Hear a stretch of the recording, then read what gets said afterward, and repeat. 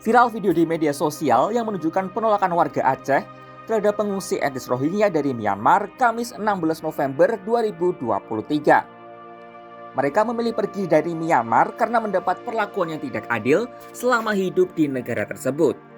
Mengapa Rohingya begitu dibenci di Myanmar, bahkan hingga mendapat ancaman genosida? Semua berawal pada akhir abad ke-18 saat Inggris datang dan menjadikan Myanmar sebagai koloninya.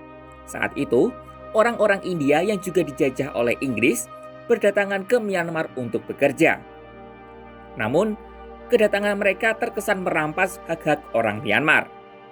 Hal ini membuat orang Myanmar merasa dijajah dua kali, yakni oleh Inggris dan orang-orang India yang secara fisik mirip dengan etnis Rohingya. Berlanjut pada masa Perang Dunia Kedua, banyak umat Muslim Rohingya yang direkrut oleh Inggris sebagai tentara. Mereka beradu dengan umat Buddha Myanmar yang bersekutu dengan Jepang. Saat Inggris berhasil diusir oleh Jepang pada 1942, etnis Rohingya dirakit menjadi sasaran kemarahan orang Myanmar.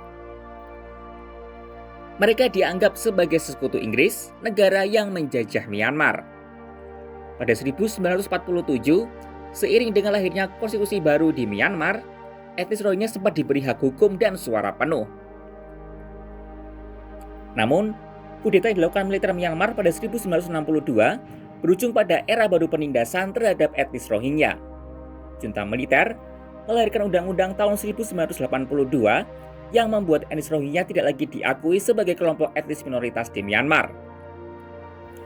Hak-hak mereka dilucuti, dikucilkan secara sosial, dan sejak saat itu umat Muslim Rohingya menjadi populasi tanpa kewarganegaraan. Selain menyangkal kewarganegaraan Rohingya, pemerintah Myanmar juga tidak melibatkan mereka dalam sensus penduduk. Gelombang kekerasan yang mereka alami membuat ratusan ribu warga Rohingya melarikan diri ke Bangladesh sejak tahun 1970-an. Dampak krisis semakin parah ketika militer Myanmar menghubungkan Muslim Rohingya dengan isu terorisme Islam yang membuat umat Buddha Myanmar khawatir negaranya akan diambil alih.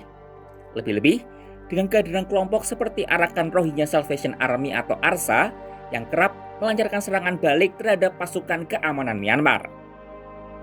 Kekerasan militer yang dilakukan terhadap etnis Rohingya meliputi pemerkosaan, penganiayaan, pembakaran desa, hingga pembunuhan termasuk terhadap anak-anak.